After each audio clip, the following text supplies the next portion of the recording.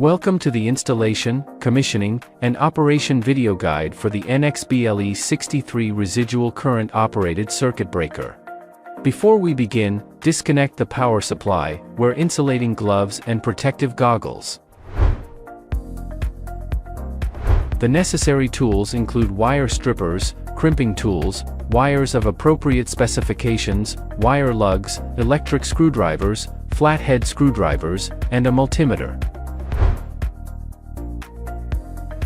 Before starting the installation, please carefully read the instructions to ensure the circuit breaker's parameters and technical requirements match the predetermined working conditions and select a suitable installation location. The technique to installation is to start by aligning the bottom of the circuit breaker with the lower edge of the ding rail. Then, gently push it up to the upper edge, making sure that the circuit breaker is properly secured in the rail. To remove the circuit breaker, gently push on the bottom of the breaker, then lift the top to separate it from the rail. Before the wiring process starts, choose wires with the appropriate cross-sectional area based on the product's current rating.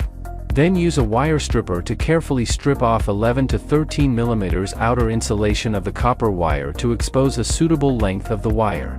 Next, use a crimping tool to firmly crimp the wire lugs onto the copper wire ends to ensure the reliability of the connection.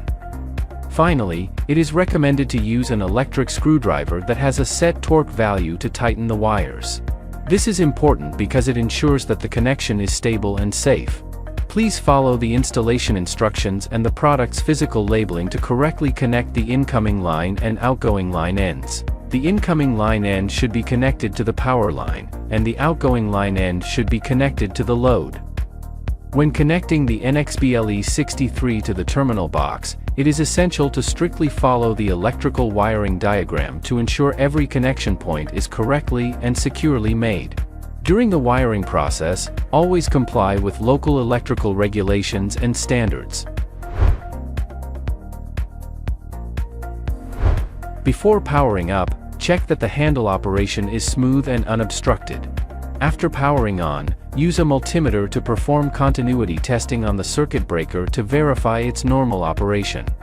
When the circuit breaker is open, incoming line to neutral voltage is about 230 volts, outgoing line to neutral voltage is below 20 volts. When closed, outgoing line to neutral voltage is about 230 volts, it drops below 20 volts when the circuit breaker is open again. Pressing the residual current device test button automatically trips the circuit breaker.